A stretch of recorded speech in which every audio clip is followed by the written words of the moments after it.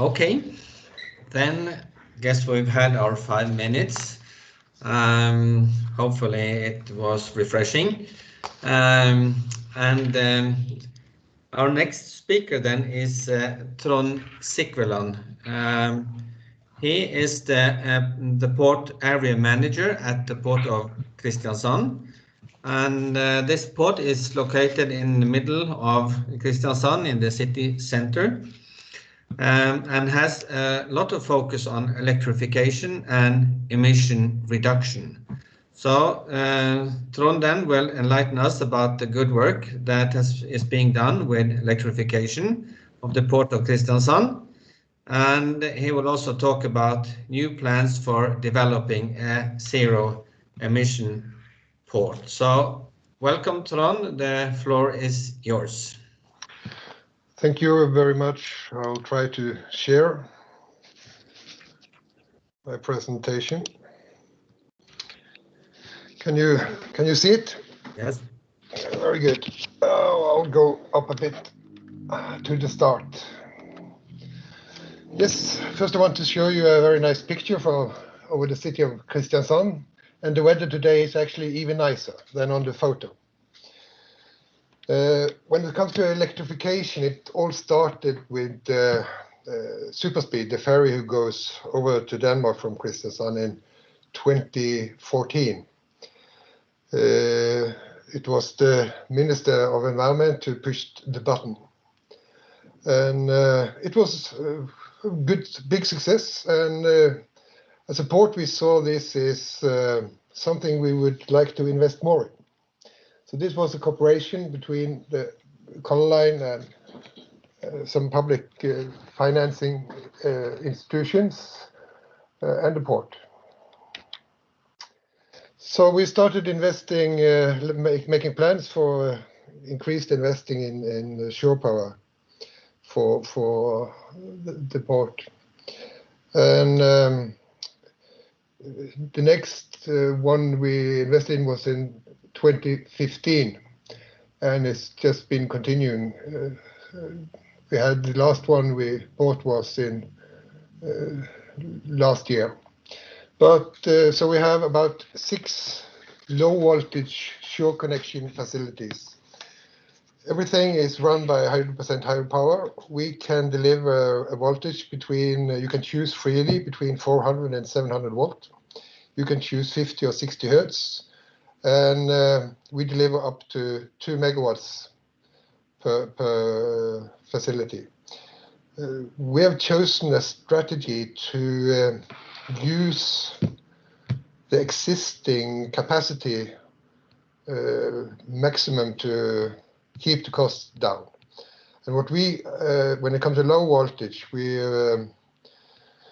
use mobile facilities built into a 20-foot container, and we put cabinets out on the quays. So you connect the shore power facility to the cabinet and further on to on board the ship.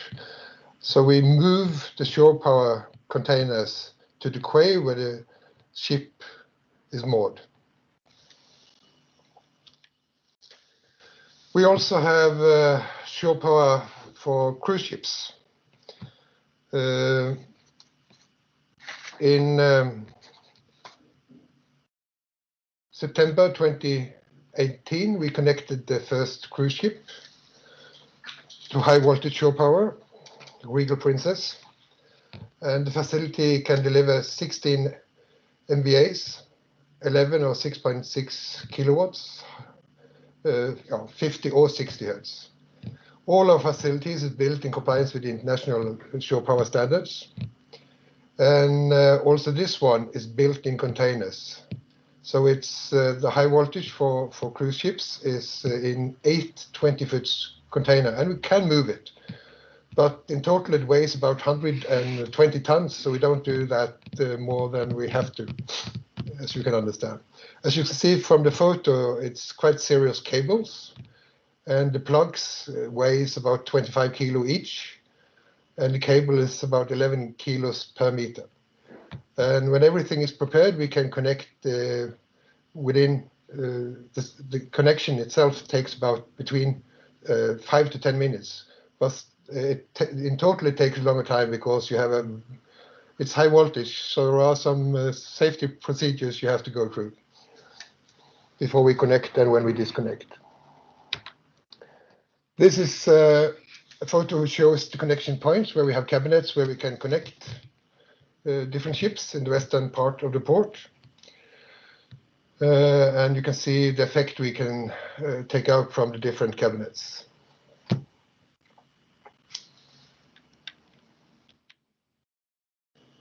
The last news for us in the port of Kristiansand is when it comes to electrification. We have started a collaboration between 7 ports, Kristiansand and to the border of Sweden, to promote electrification on the sea transport, so that we can offer the same technical solution and the same regime to the ships who want to connect. So it's easier to get some payback for the investments they have to do on board. In 2021, 2023, we plan to have an infrastructure investment on 15 million Norwegian crowns. So that's a major investment, and will increase the effect in, you see the sketch to the right within the green circle. We also have a fantastic good cooperation with the local net company, Agder Energy, and that's also very important for the success we have had when it comes to investing in shore power and get ships to connect. In 2022, we will receive a new facility for mainly for container ships, for shore power and charging. We can supply 1 ship up to 7.5 megawatts, or 2 container ships simultaneously with 5 megawatts each. And for your information, this year in 2020, we forwarded 22.5 million kilowatts hour shore power. So we went from 0 in 2014 to 22.5 last year.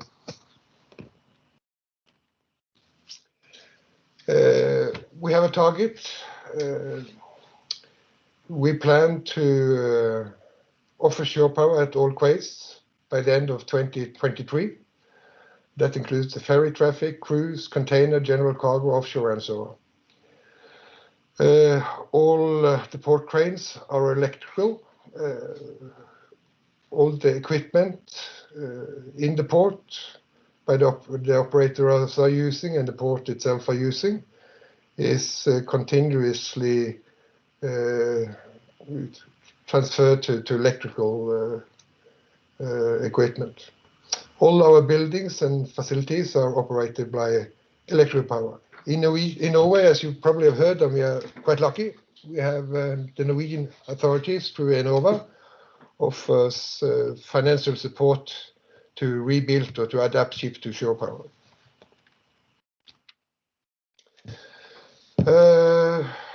We have also seen a bit and done some studies on the emission numbers. This is for 2019.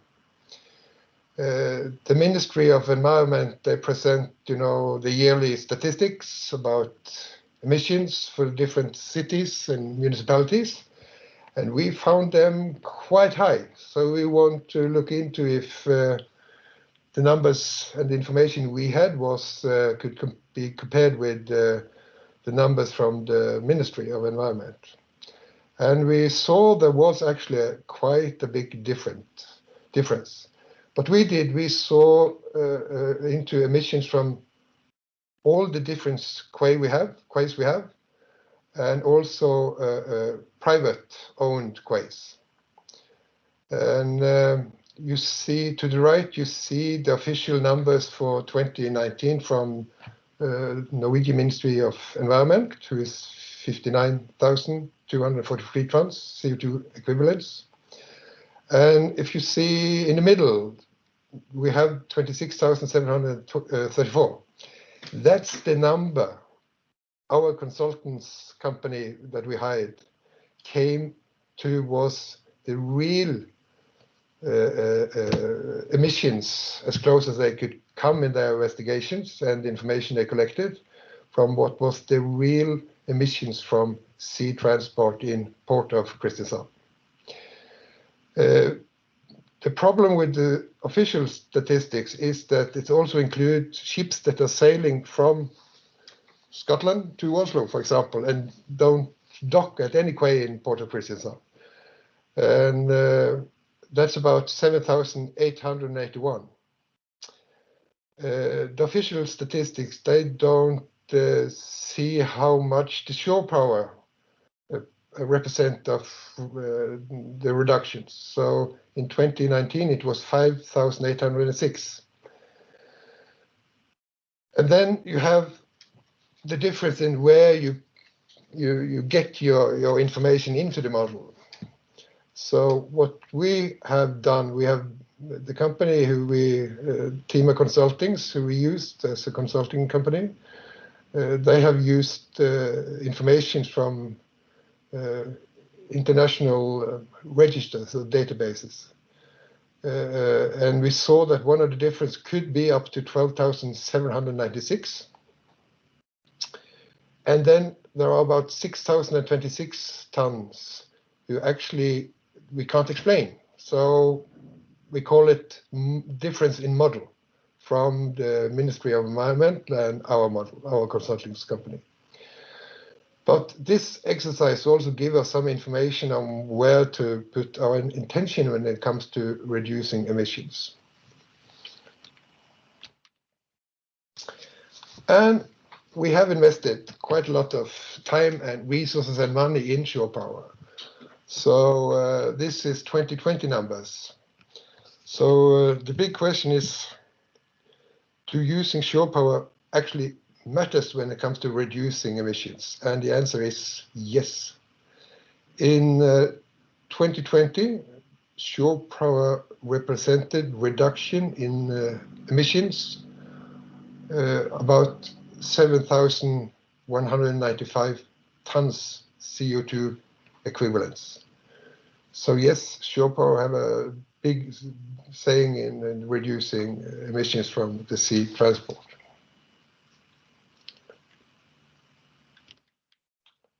This was all. Thanks for your attention. Thank you very much. Very interesting to see the possibilities that we can, or that the effect that can be taken out from going to shore-based then energy when the ships are docking. So thank you very much for an interesting presentation, and then we'll hear maybe if some have some questions for you at a later point, we'll come back to that. So you see in the chat here, very interesting and ambitious, Carl Dahlberg writes, and we can agree that this it's very ambitious, but it also has had a very good effect, both also for the local environment in Kristiansand. So thank you very much for an interesting presentation. There's also a question from Carl. He asks how much investments has it been? Yes, at the moment we are up to about 15 in total, 50 million Norwegian crowns. About 30 of those millions are funded by EU. And the next step is about 20 plus 15. So it's quite a big investment for us.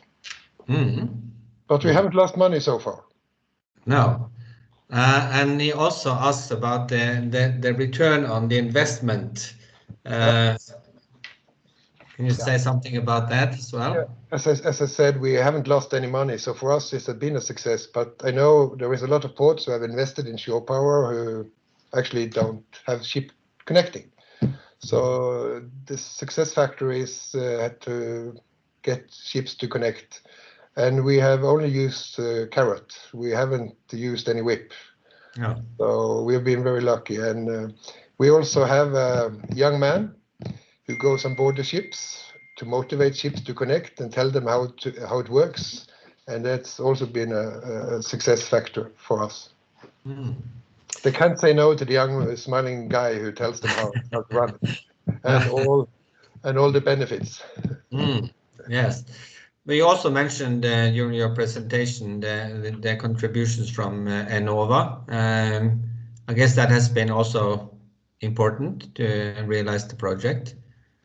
Of course, it's not been so important for, as I told you, the big numbers is actually support from Horizon financing from the EU. Yeah, okay. The big Yes, investment. It's about 4 million at the moment. We have got about 4 million from Enova in total. Okay, good. Then Magnus, he asks about plans for the future. More ships may run on electricity. He comments. What do you see as the potential for the future? Well, 2020 is a bit special because of the COVID-19 situation. But for us, we have done some calculation, and we believe that plus minus between 15 million kilowatts hour a year in average. That's what we put into our business model for the future. Good, thank you very much. Well, then we've come to our fourth speaker, that is Anne-Kristin Persson. She's an engineer in energy and environment and has worked as a climate and environment advisor for 17 years. And her special competence is in environmental management systems and climate accounting. So she has been working both in private and public sector to help organizations to implement environmental management systems. And now she is the project manager for implementing climate accounting in Agder County. And she works in the Department for Sustainable Development. So the floor is yours, Ann-Kristin. We're excited to hear what you have to tell us about how this can be accounted for. How can you sort of measure the effect of all these activities? So, floor is yours. Thank you. Okay, first I'm just going to share my screen. There we go, and thank you for the introduction, Jon Olav, and thank you for inviting me here today. I look forward to be able to present the first climate budget for Agder County. But first, some background. The first municipality in Norway who used a distinct climate budget was Oslo municipality already in 2017. And both the development and the use of the climate budget as a municipality governing tool have been groundbreaking. And several municipalities has tried to copy and to work out their own climate budget here in Norway. And Agder County started to work out their own climate budgets in May 2020. At the 5th of December, Agder County had ready their first and got approved their first climate budget at the county council. So here at the figure you can see this is the economic budget plan, and in chapter 8 here you also have the climate budgets and they are presented together. So in this presentation I will tell you a little bit more what a climate budget is, what it contains and what it has to contain, and Agder County's experience with implementing this climate budget, and why organizations, especially big ones, but also small ones, should implement climate budget and climate accounting. Okay, so first, what is a climate budget? The definition of a climate budget is that it is a management tool with concrete measures who helps reduce greenhouse gases and helps the organization to reach their climate targets. And of course, you need climate targets. We need to know where are we going, and just as ordinary budget has an upper limit for how much money they can spend, we need an upper limit for how much carbon dioxide or greenhouse gas emission we are allowed ourselves to release for that period of time. And we need, of course, climate accounting. We need to know where are the largest emissions, and so we make sure that we put in the effort and the measures on the right places where we should use use the time and effort. So, but the most important thing in the climate budget is, of course, to identify and present measures, and that will contribute to emission reduction, and also in a climate budget to present who is responsible for the implementation, and you also have to estimate how much will these measures reduce in ton carbon dioxide, how much it will reduce. And as I mentioned in the start, a climate budget is integrated to the ordinary budget and is a part of the budget process. So blue and green accounts are linked together, and that is the strength of climate budget. The climate budget is integrated to the counties or municipalities' governing documents and processes, and follows ordinary established routines for budget works. This ensures anchoring and accountability throughout the whole organization. So the goal is for everyone to be concerned about greenhouse gas reduction within their areas of responsibility, and that the entire organization work systematically with climate measures. So this is so the climate budget therefore will be updated annually, and to ensure that we continuously work to find new measures to be able to reach the climate goals. But so how did we organize the project to be able to implement climate budgets? In Agder County, there are over 3,000 employees, so it is a large organization. And first of all, the decision of implementing climate budgets and accounting was rooted both politically and in the top management of the administration. That is crucial, of course, to get enough people and resources to make it happen. And the project group, as you can see here on the left side, contained interdisciplinary participants. So I was the climate advisor in this group and the project leader, but I also needed business management, budget and finance, and analysis and statistic to estimate effects on the measures, and also the largest departments in the organization, strategy and mobility and transport and buildings, because they are a big part of the emissions and also a big part of the solution, and so we also need those people in the project group. And we also have project steering group, and that was the leaders of sustainable development, also Department of Sustainable Development and Department of Analysis and Statistic, Budget and Finance, Business Management and Purchasing and Procurement.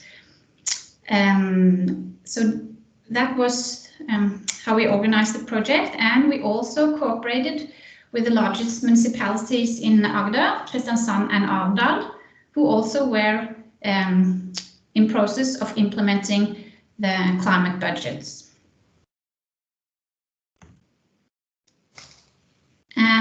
Here you can see some of the measures in Agder County's climate budget. But what we try to show you here, I'm sorry, it is in Norwegian, but I will explain for you. This is says the department who is responsible for follow up the different measures here, and that is a crucial part of the climate budget to tell who is responsible for the different measures, and that so you make sure that they are followed up. And we use a management reporting tool called Straxis in Agder County. They had to report on how they are doing. So in May, when they report on the budget, the owner economic budget, they also had to report on how are they doing. Are they on track for the different measures? So that is integrated part of the organization, and we use Straxis as a tool.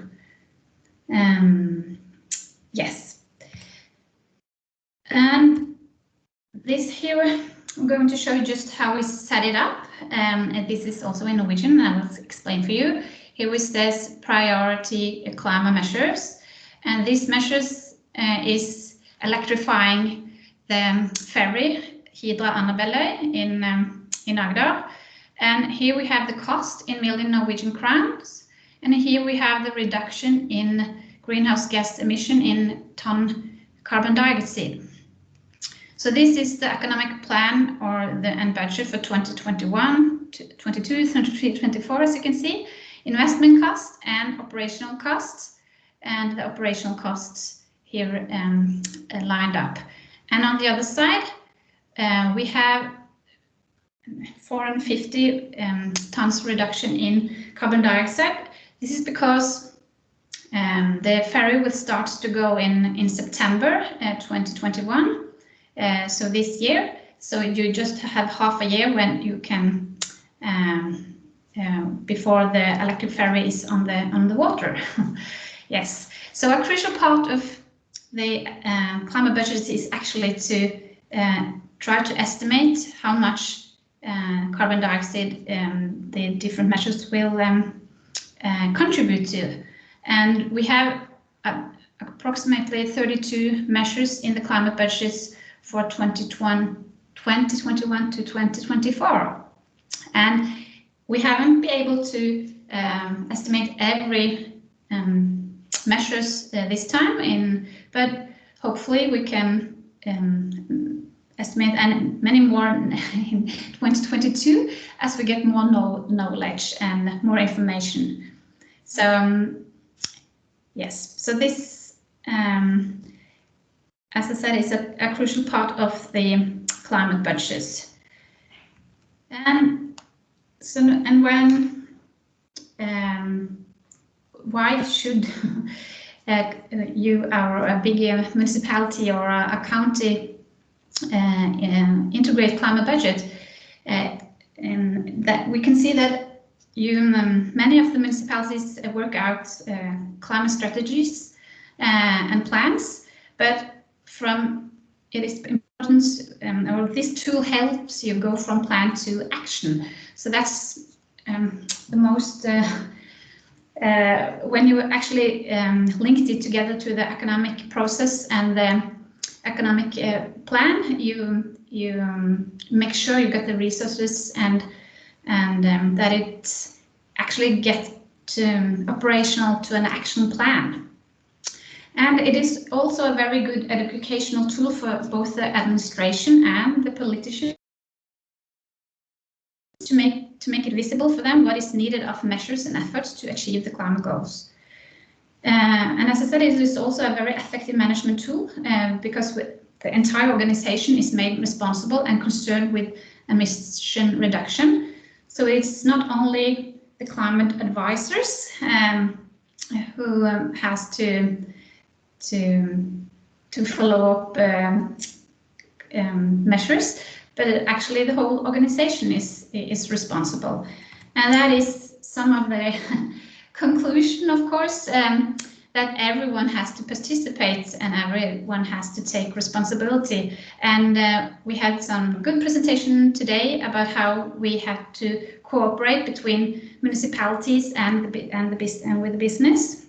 And as we have seen across our own organization, it's a very large organization, and we need to cooperate across our own organization to collaborate and to find the best project who can contribute to carbon dioxide or greenhouse gas emissions to reduce them. Yes. So and that was actually was my presentation. And if you have any questions, you can contact me afterwards. Of course, I'm interested in to know if others are doing the same and are in progress of implementing or have already implemented climate budget in their organization. And this is a nice one. If you can't measure it, you can't improve it. Thank you. Thank you very much for an interesting presentation. There is some sound at the back here, maybe. Well, fine. Good. Thank you very much. It's interesting to see the methodology that you are using. Could also be mentioned maybe that in our region we started up a project called Climate Partners, Klimapartnere, which we have presented briefly in the Energy and Climate Change group earlier, which is also a public-private partnership where all the participants they are sort of devoted and put up their own measures and their own goals on how much they're going to reduce, and then they have to also report every year on how they have or whether they have achieved their goals or to which degree they have achieved their goals, which is also a bit similar to what you are doing now in the county council and for the climate budget in the climate council. Good. Thank you very much so far. There is one. I have one question from the last presentation. We come back to that, so I'll take a question directed to you now, Ann-Kristin. And Carl Dahlberg, he asks, do you have clear targets already? We have used the common target for Agder, 45%, and so that's the target on the geographic level. But we are in progress of also making targets for the organization, just like when the boundaries for the organization. But that will be ready in this spring. Yes. Good. And then there is follow-up question: is this best done on the county level or municipal level? We do both actually, because we have the geographic boundaries, but we have to limit the measures that Agder County has the main responsibility first. So we look at the measures that we can contribute to in Agder to be able to reduce the emissions. So we do both actually, but now we're in progress also to look at the organization and the boundaries also. So we can include both, and that's what we are doing. But we are in progress. This is the first time, and of course in 2022 we are be able to put in more measures that are external measures from external parts. Different, Good. So what do you see as the main achievement of having a climate budget? You of course you touched upon that in your presentation as well, but what would you say is the main achievement?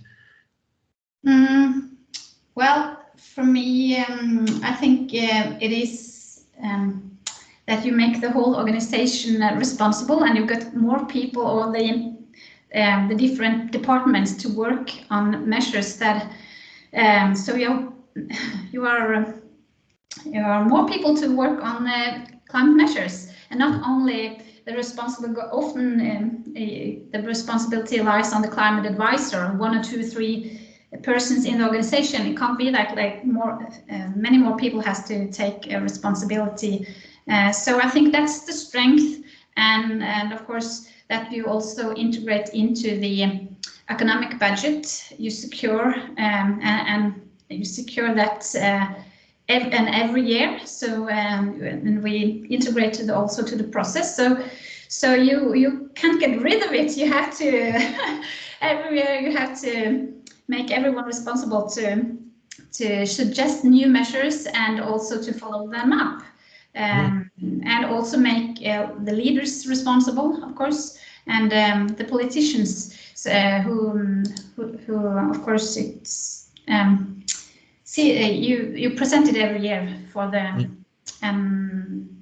yes, for both the administration, the leaders, and the politicians. Yeah. Good.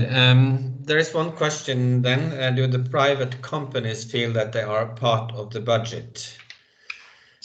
No, not now, I think, because now we have focused on the main or the measures that Agder counties has the main responsibility for. So, but in Climate Partner, as I said, we work external, but I don't think. Not yet, but that's probably the next step to get in the external measures. But we'll see if we just use it as an internal tool to take responsible for the main measures, and we use climate partners to work with the public and the private sector. Yeah. Good. And I guess for participants here who have not heard about climate partners, you should look that up as well, because it's a very interesting concept, also a way of sort of working together, which is quite interesting. I can't see any more questions right now, but there was one question. But thank you very much, Ann-Kristin. We'll come back to you. We'll see how this Q&A session turns out. But you've been so disciplined, all of you, that we are keeping, as a matter of fact, within the time limits as well. So we have some time for more questions if there are questions that come up. There was one question to Trond Sikveland. With regard to ports, and the question was, what do you think of the opportunities for small ports in relation to this electrification? Well, yeah, thank you. It's expensive investment, but if you're a small port and want to be a front runner, I will be a bit careful, because the success is that the ship actually can connect. So a lot of ships are prepared. So it depends if the ships who are calling the port is prepared to connect to shore power. If not, it's not. It will be. You will have some red numbers if the ships can't connect and you have done a major investment in shore power. So you have to be sure that if you're a small port, that if you invest, that the ship who are calling you can actually connect. If not, it's on short horizon. It's a waste of money. But in Norway, we are quite lucky. We have hydropower. We have a lot of it. So, and we know that a lot of the ships in the different categories are preparing for shore power. So don't wait too long. Talk to the bigger ports and the ship lines and ask them about the plans, and yeah, do you investing in accordance with the plans that the ships who are calling your port are telling you the plans they have for preparing the ships for shore power? Okay, thank you very much. I'd like us to take some steps back to this vision of electric region Agder. which Trond Skade Christiansen started with. So Trond, if you are still online here, it's we can read on the internet that there are about 50 different companies or participants now. There are 28 different projects sharing this vision. How is this materialized in practice? Do you have conferences? How do you interact within this, if we can call it a network, maybe of some kind? Can you tell us a bit more about how is this sort of organized? Well, it's not organized. We used a lot of time discussing that among the 50 participants, and we found out that it's very hard to give anybody a responsibility to have or to have a project management or people working with it. So what we actually did, we have had the homepage and where everybody could go in and talk or to give information about different projects.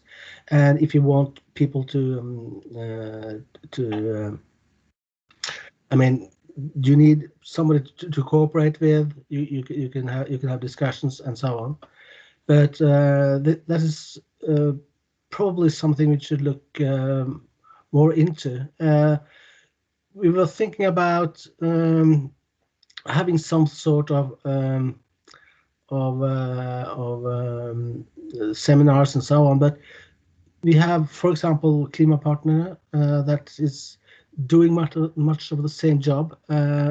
So we wouldn't be just another organization, another network. So we are mostly focusing on the electric project, but we have been starting up with Agder NSC and Kristiansand to build up what we call the ERA model. That is how far is each municipality got on being electrified, and what could be the climate wins if you actually electrify. So we have a competition that we are working on, which is the most electrified community in Agder. But it shows that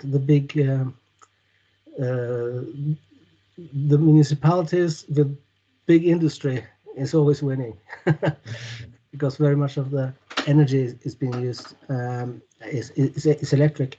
But we are using this model, and we are preparing this every year and giving it to each municipality.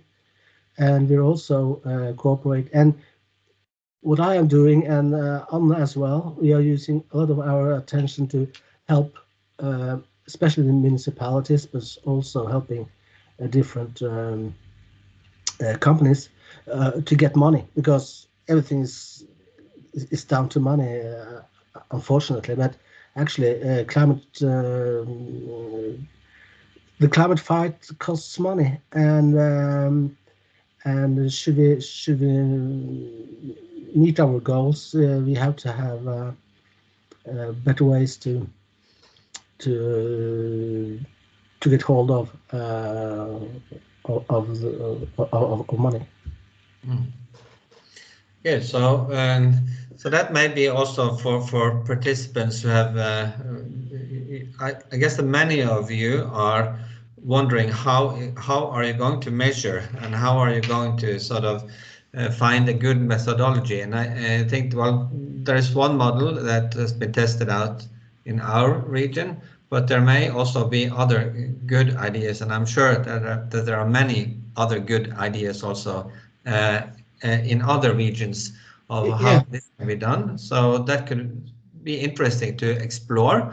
And Ann-Kristin was also, she also mentioned that we're very interested in other examples and cooperating on improving our models. I think it's very important to notice that we have this special thing because we had all this hydropower electricity. We don't have much biomaterials for biogas, for example. So why should we? I mean, use we should use where we are strong, and we should also go for where we are polluting. For us, it's transport, and we have a lot of electricity. Okay, let's use it and see what's on it. And we should listen to all the organizations and all the companies out there they are actually very interested in being climate friendly. They just don't know how. Yes. Good. Thank you. Chisa, he asks comments the transition costs money, but is there an economic benefit for the industry and companies, for instance, on long term? Anyone of the speakers who would like to answer that question or comment on it?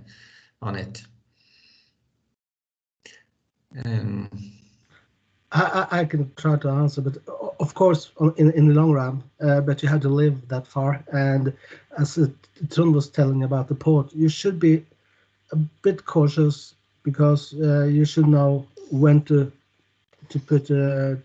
go for it. But I think that the development now is going faster and faster, so you shouldn't wait too long to do the right thing. Good.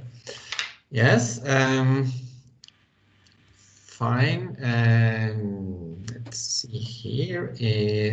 Trond Sikveland, you also wanted to comment on this. Yes, it's advice to do the homework, make a small business model, and follow it. Thank you. Yes, good. And of course, this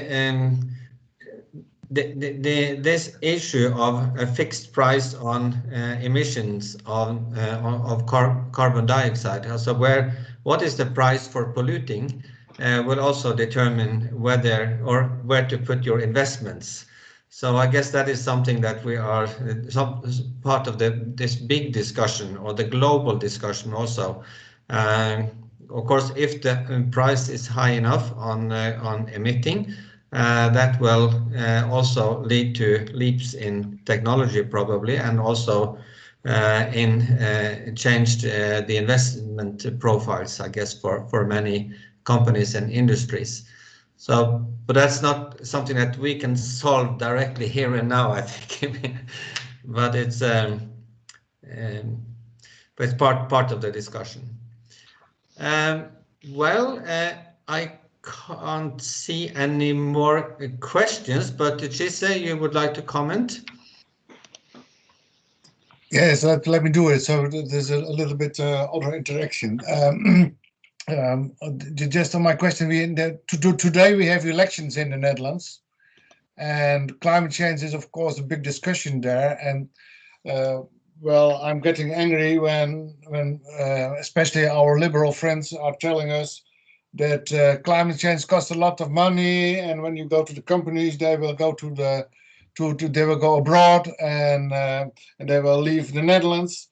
Well, I don't believe it, but you spoke with some companies about this electrification, and how did they react? Because when they stay, I can tell my liberal friends, don't be anxious, that there's no problem. Can you give a little bit comment on that? Yes.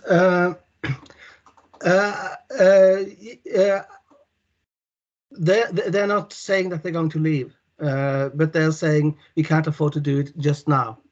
But we have had a new climate plan for Norway. It's going to increase the CO2 emission cost heavily up to 2030. And we are in some degrees afraid of carbon leakage, that they're just going to move abroad. You have a lot of big companies, process industry, as I was talking about, and then they're not owned by the Norwegians. They are American, Chinese, Swiss, English, whatever. So, and we also the most afraid of is they won't reinvest. But I think my when I'm talking to these people working in different international companies, they think this is cool. They want to do it, but they have to say that because they want to be part of the new thing. They won't be the problem. They want to be the solution for the future. And so I think you shouldn't underestimate that, but you should neither underestimate that it actually is a cost, and you have to do both things. You have to use the carrot and the whip, and at the same time. Good. And I guess that we could have continued this discussion for a considerable time. There are so many resourceful persons sitting, listening also, and probably eager to say something. But we only have 1 minute left if we're going to stick to the time schedule that we made. So, but I hope that this is not, and I don't think this is the end of the discussion. Now you have got some examples of how we're doing this in our region, and it's only through, we see at least that it's only through a joint effort, and that the challenges of today and also tomorrow can be solved. So we have to find ways of cooperating, both in the public and the private sector. So I'd just like to wish you good luck in the work that you're doing in your regions and where you are placed. Say thank you for attending this webinar, and hopefully you found something that you could also use, new thoughts, and we are eager to hear from you. And we're also eager to have more participants in the Energy and Climate Change group in the North Sea Commission. So you're also welcome there if that is an opportunity that you have. So I'd just like to say thank you for now. Thank you for all the contributions that have been made. And thank you for all attending the webinar. So I'd just like to wish you a nice afternoon and take care. Okay. Bye-bye.